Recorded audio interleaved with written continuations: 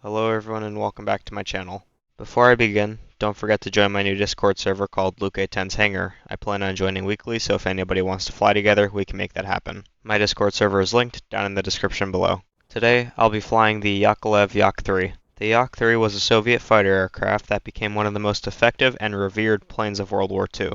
The Yak 3 was developed by the Yakovlev Design Bureau led by Alexander Yakovlev. It was part of a series of Soviet fighters which included the Yak 1 and Yak 7. The Yak 3 was introduced in June of 1944. It was an evolution of earlier Yakovlev designs intended to address issues like weight and maneuverability. The Yak 3 was known for its lightweight and agile design. It featured a smaller wingspan and a more streamlined fuselage compared to its predecessors, enhancing its performance in dogfights. It was powered by the Klimov VK105PF engine, which provided strong performance at low and medium altitudes. This engine allowed the Yak 3 to achieve speeds of around 620 kilometers an hour, that's 385 miles an hour. The Yak 3 was used extensively on the Eastern Front, where its performance against German aircraft was highly praised. The Yak 3 excelled in close air combat due to its speed and agility. It was particularly effective against the Focke-Wulf FW-190 and Messerschmitt Bf-109, the primary German fighters. There were 4,848 Yak 3s that were built by the end of the war. After World War II, the Yak 3 continued to serve in the Soviet Air Force for a short period, but was soon replaced by more advanced fighters. Overall, the Yak 3 was a formidable fighter that played a crucial role in the later part of World War II, and it continues to be admired by aviation enthusiasts around the world. That's all for the history lesson. I hope you enjoy the combat. Now I'm in the first game and I'm just trying to climb as high as I can so I can boom and zoom some people.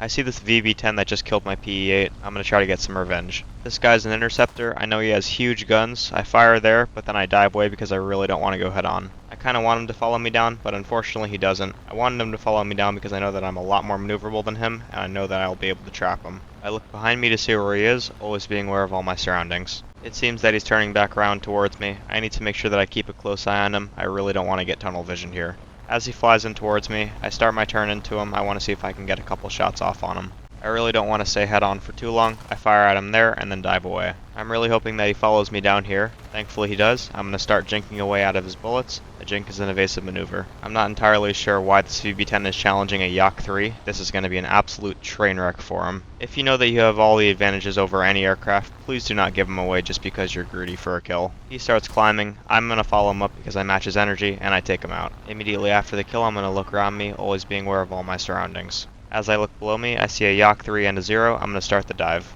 As I'm diving, I'm going to use the forward slip technique, which is opposite aileron and opposite rudder. That will make me hold a certain airspeed and make me descend in altitude a lot quicker. But of course, you always have to be aware of your pitch. I'm still kind of just hanging out above my enemies. I do see this enemy P-63 out in the distance. I want to make sure that I always keep a close eye on him. I'm going to start the dive on one of these two enemies. I start my dive for the 0. All I have to do is just boom and zoom. I fire only twice here, conserving my ammo because I know that I don't have a lot of it. The 0 keeps turning in towards me. Unfortunately I miss, but that's okay because I'm just going to come back around for another pass. I know that I have a ton more energy than he does, but I still have to always be looking around me, being aware of all my surroundings for other enemies. I do see this enemy P-63 coming in off my right wing. I want to make sure that I kill the 0 as quickly as I can.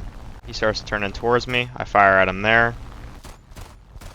And I'm able to take him out. Now with all that speed and energy I just gained, I'm going to climb back up to altitude, always being aware of all my surroundings. The P-63 thankfully is going down behind me, so I don't need to worry about him.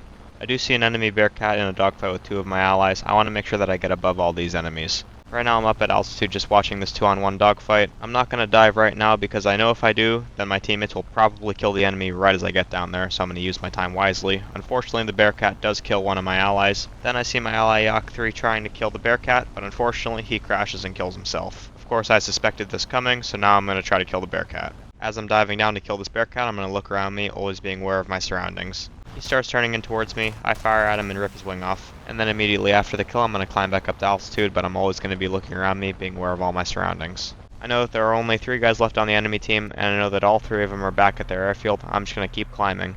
As I zoom in on the enemy's close airfield, I see a bomber on the runway taking off. I know that he's a bomber because he's a lot bigger than a fighter. I also know that the 2 other guys in the game are probably fighters or some sort of strike aircraft. They really haven't done anything for me to believe that they're anything else. I'm just presuming what kind of an aircraft they are. I look at the scoreboard for me to tell. If they've bombed some things, then they're probably some sort of bomber or strike aircraft. If they have a lot of kills, they're probably some sort of fighter. I do see this bomber that's struggling to climb. I have to make the decision here if I want to dive on him. I make the decision to dive on this guy. I have to make this very quick though because I know that there are probably 2 fighters left on their team. I'm the only fighter left on my team, so it has to be up to me. I want to make sure that I stay above everybody. As soon as I'm about to start my dive on this enemy B-17, I see this French Yak 3 out in the distance. I'm going to climb and I'm going to go for the more important target, which is the Yak 3. I start tracking this Yak 3, I'm going to start the dive on him.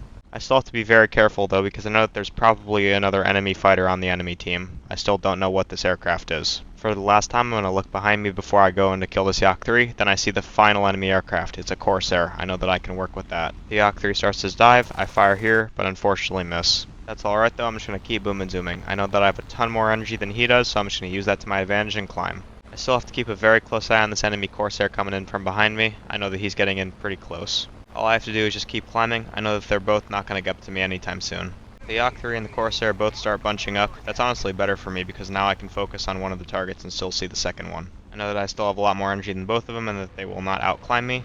I fire out the Corsair there, and I take him out. After the kill, I'm going to climb back up to altitude, always being aware of all my surroundings. I see the Yak 3 behind me still trying to follow me up. I'm just going to try to energy trap him because I know that he cannot make it up to me. I'm going to dump my flaps as I come close to stall speed here. I dump my flaps so I can stay in the air longer. Flaps do create drag, but they also create lift. I start my dive on this Yak 3. He starts to dive away. I'm just going to try to get a shot off on him, fire at him there. I really need to conserve my ammo here, so that means I'm going to fire in very short bursts. I see that this guy's trying to make me overshoot, but that's not going to happen. I don't know who this guy thinks he is. Now, the average idiot in this dogfight would just keep their power to full and just overshoot and die, but not me. I kill my power and follow this guy's every movement, so I stay behind him. I almost kill him there. He starts to climb. Once again, he tries to make me overshoot and make me cross his nose, but that's not going to happen. I went up a little more vertically than he probably anticipated, and that's overall my goal. This guy clearly has not learned his lesson and tries to make me overshoot again. I'm slow enough, so I'm going to dump my flaps and go to full power, so I'm in slow flight now. I'm hoping that he crosses my nose here, but he's actually smart and dives away. Diving away might be the better option here, but it's not going to help him for too much longer. He keeps turning in, then he dives there. I fire at him here, and just barely miss him. I had to get my nose onto him a little bit more. I'm still on this guy like a barnacle. He's not going to shake me off at all. I'd be feeling pretty hopeless if I was this French Yak 3 in front of me. I'm just going to keep playing with my flaps here, trying to tighten in my circle. As this keeps going on, he starts to dive away. I hit him, and he starts going down. I know he's not going to pull up from that, so I take him out. That was definitely a great dogfight from that other Yak 3. He was definitely a great player. He might have watched a couple of Luke A10 videos. Unfortunately though, after all that hard work, my one ally still hasn't done anything, and we're probably going to lose off tickets. Of course, that's exactly what happens when we lose off tickets. Thankfully, I was able to get an ace though. Thank you everybody for watching, and I hope you enjoyed my video. If anybody has any suggestions on what aircraft they want me to fly next, please leave them in the comment section down below, and I'd be happy to fly that aircraft.